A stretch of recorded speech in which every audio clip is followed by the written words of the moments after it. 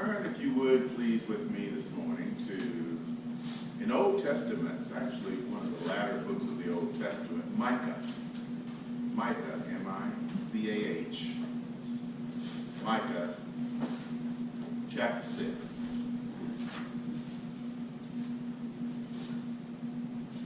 You ever ask yourself, what does God expect of me? Maybe you don't. Some of us do. You hear it. What do you want from me? You ever said that to anybody before? Maybe not to God, but to a friend, or to your spouse, or to your mom, or to your child. What do you want from me? Right? What do you expect me to do? Well, sometimes when we find ourselves with our backs against the wall and things aren't working out right, we may find ourselves saying, Lord, what do you want from me? What do you expect me to do in this situation? In other words, why am I going through these things? The people of Israel, they were funny people. They were kind of like you and I are sometimes. They would get themselves into a pickle, trouble. They'd cry out, God would deliver them. They turned right around and go back and do the same thing that got them into trouble the first time all over again. And if you go really throughout the Old Testament, you'll find it was a consistent cycle of where they would do the things the way they wanted to do them. And it's interesting how, you may not see this, I see it a lot, sometimes on social media I see, where people will somehow project either that God is not real, that he is not real, or that the Bible is not true, or they have some, I've seen the term, the God of my understanding. That's a very popular phrase. And that's implying that it's not this God, it's one I've made up. And they'll posture some position, and somehow, not blatantly, but they will kind of, throw the Bible under the bus or something, and they'll get all these folks liking it, and that's dangerous, because that's really a state of pride. To now stand in judgment on who God is, when he's already said who he is, or what God can and cannot do, when he can do all things but fail. But somehow this, and a lot of times it's really directed because of, unfortunately, the misbehaving actions of believers. Because the world will see people who claim to be his and act like someone we would want to have nothing to do with. And as a result, they say, that's what it's like to be a Christian, and that's not for me. Or if that's what it's like to be a Christian, judgmental and different things, then I don't want to have anything to do with him. And as a result, they have a behavior, and we do too, where pride sets in. Always be careful. Be careful not to demand your own way in anything. You can have a point, you can position. You can have some, you can have what you stand, things you stand for, and you can debate things. I'm not saying to be passive, but I'm saying be very careful that you don't demand your own way in anything. Because what sets into you is pride. And we're going to see here this morning is that was really what God was saying. That was his indictment against Israel. You kept getting yourself in trouble because pride was your guide. Micah chapter 6, verse 1. Listen to what the Lord says. He says, stand up and plead your case before the mountains. Let the hills hear what you have to say. Hear, O mountains, the Lord's accusation. Listen, you everlasting foundations of the earth, for the Lord has a case against his people. Wow. He is lodging a charge against Israel. How did he do that? He did it by calamity. The trials and the things that happened in their lives, because what he would always do is take what they desired most. He would take that away from them. They wanted freedom, he put them in bondage. Okay. They wanted prosperity, he would put them in poverty. everything, because why? Because the way they were going about it, it wasn't what they wanted, but it was their approach. That's something we can always learn. God says that He will give you the desires of your heart. The problem is we want to do it our way. Who sung that song? I'll do it my way. Was that Frank Sinatra? Yeah. Okay, it's okay. That's our problem. We want to do it our way, right? And that's the problem. And so therefore, good desires become bad intentions because we don't want to do it God's way. We want to do it our way. And that's what's happening here. I submit to you, you're going to be going through your day-to-day, and you're going to find out of the blue, you're going to hear, I'll do it my way. Where did it come from? He's got to get that out of my head. But again, he says here, he's lodging a charge. Verse 3. My people, what have I done to you? How have I burdened you? In other words, why would you insist on doing things your way instead of my way? Why would you insist on going so far left because you want to make sure you stay so far away from the way I've asked you to do something that you get to the point of rebellion?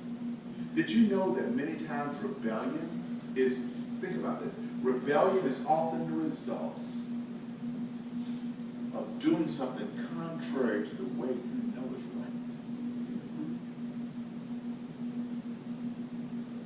That's why you have to get this attitude about yourself. That's why you have to get all puffy and all tough about the situation, right? Because you know you're going against the grain. You get all bristled and frowning up and mad about it because you know in your heart of hearts that you're going against the way that you know is right, but it's not the way you want to go to get what you want.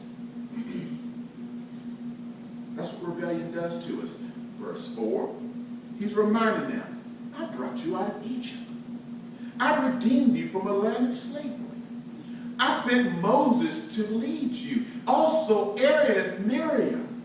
My people, remember what Balak, king of Moab, counseled and what Balaam, son of Beor, answered. Remember the journey to the Shechem and Gil? In other words, have you forgotten how I have been so faithful to you?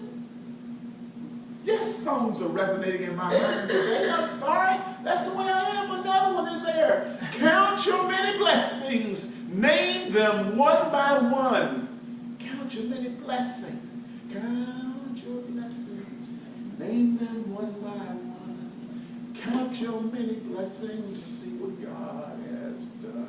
And you know what? When you find yourself with your backs against the wall and you're wanting to go left when you know there's a right way, why don't you stop for a minute and remind yourself what God has done for you?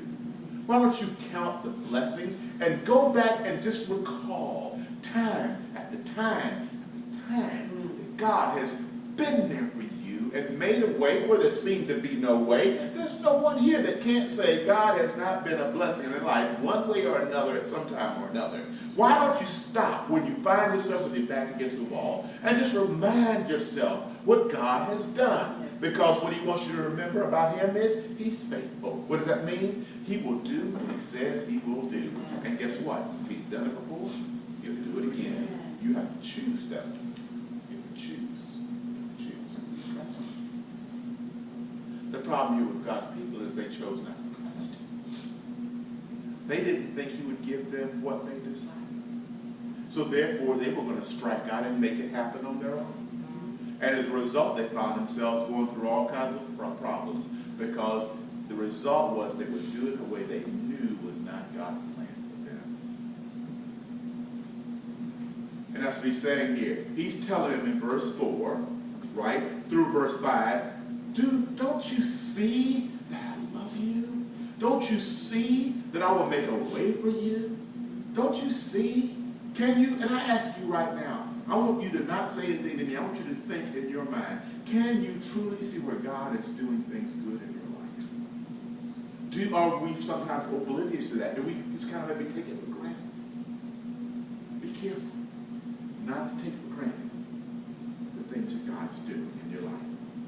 He says in verse 6, no, they say, I love this. So verse 4 through 5, right? God says, look at how I provided for you.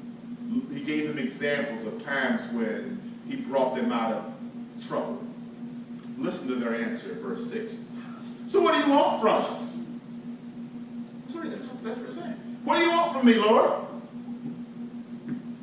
You want me to quit my job? You want me to give you my firstborn child? Do you want me to give you all my money? You know, all these, listen to them. That's exactly what it's saying. Look, verse 6.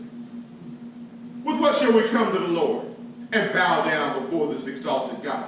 Shall I come to him with burnt offerings, with calves a year old? He's not asking you for that.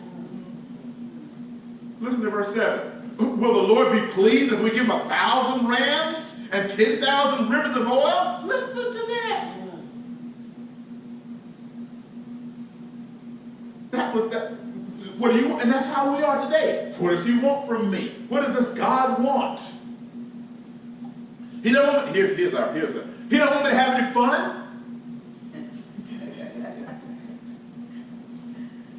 You know? And that's exactly what we're saying. He wants to suck my life. What does he want? Shall I offer, see, I didn't make this up. Shall I offer my firstborn for when I do the wrong things? Should the fruit of my body, the sin of my soul? And you know, we don't say that. We say all the time, why do I need God? Because all he wants is something from me. And that's what you see. If you look out in the world and you listen to the voice of the unbeliever, as you will hear, why do I need God? Because all he wants is something from me. All he wants me to do something. No. He doesn't want you to do anything. He wants you to be something. That's the difference. So he told them again in verses 4 through 5 how he's brought them out. He's saying, recount the many blessings that I provided for you. Look at how I've made a way for you in your life. Don't think you did this on your own. Are you really going to say by chance that the things that have happened in your life were because of your own merit? There are things that were your hopes and desires that you could not do. Has he not shown himself true to you? Verse 6 through verse 7, he's saying, don't get arrogant. Don't get all puffy and start talking about how you've done this and on your own. Don't belittle me, which is what they were doing here. In verse 8, he says, no. I'll tell you what I want. I'm not looking for your firstborn. I'm not looking for 10,000 rivers of oil. I'm not looking for 10,000 rams. I'm not looking for what you can't do. I'm going to raise the bar on you. I'm going to raise the bar because what I want from you is something that's going to cause you to have to do something you don't want to do. Change. I don't want you to change, but I want you to change. I don't want your money. I want your heart. I want you to trust me. And I want your conduct to be that when people see you, they'll know you've seen me. Yes. That's not that I don't want you to have fun, but I want when you have fun to be different. But you can only be different if you know in whom you believe and in whom you trust. And when you do, here's what your conduct will be. So whenever you start saying, Lord, what do you want from me? Or here's someone else saying, what does God want from me? He gives it to us in one verse. And that's verse 8. He has shown you, O man, what is good. How? By his conduct to you. And what does, listen, it is beautiful. And what does the Lord require of you? See, I'm not making this up. Here's what I ask you to do. Number 1, act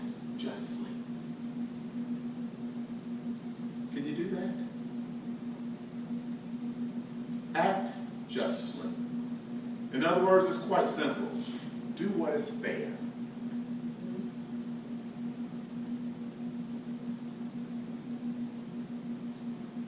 Love mercy. What I'm referring to here is the Message Bible as I look down to the right, because I love the way it's written here. Okay? Do right to your neighbor. We talked about before in the Samaritan, who's your neighbor? Your neighbor is anyone you come in contact with, not necessarily the person who lives next door. Your neighbor is the person who's your co-worker. Your neighbor is anyone you find or you pass by who's in need, and you have something that you can offer to be a benefit to them. Yes. That's your neighbor. Think about the Good Samaritan, the parable that Jesus gave. The Good Samaritan passed by a stranger. He didn't know this man from Adam that had been beaten and robbed and left for dead. But Jesus gave the parable to the Pharisees and said, that's your neighbor. It's the one that when you church go, the Pharisees and Sadducees, who was in that parable, who when you saw there was someone in trouble, walked on the other side of the road because you didn't want to be inconvenienced, although you had just left Jerusalem, which means you had just left church.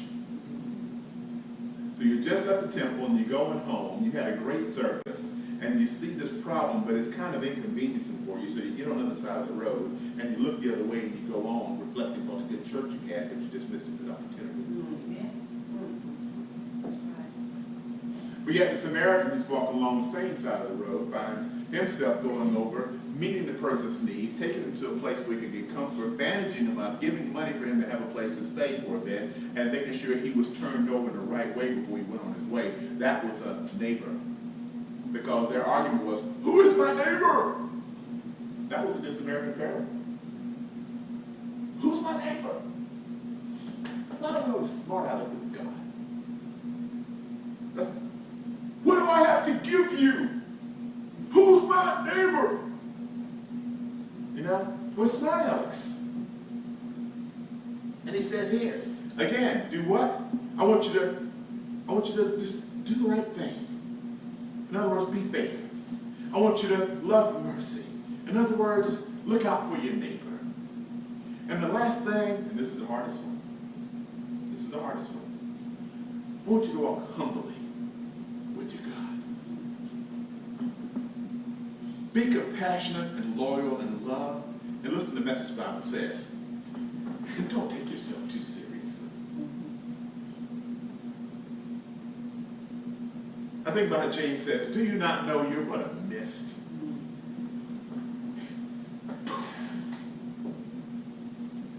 Here today and gone tomorrow. You but a Mr. Big Shot. Who do you think you are?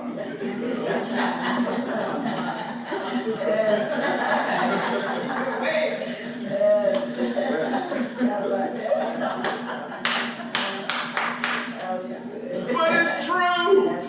We walk around like Mr. Big Shot. Who do you think you are? You know? But that's right. And they say, now, I want you to be humble as you walk with your God. It's not about who you are and what you can do and how tough and how big you are and all these kind of things, because you can't do the basic things. You can't just be fair. You can't be compassionate with your neighbor and humble as you walk with your God. And you know what? Those three aspects are things that we have the opportunity to let become the anthem of our life every day. In your normal walk in society. You don't have to go someplace to do that special. You don't have to become, all you have to do is in your walk in life. God says, just do these things. This is what I require of you. Act right. Love mercy. And walk humbly with me. If we could leave here today, as we joke about doing it our way, counting our many blessings, and not being Mr. and Mrs. Big Shot. Those are your 3 songs.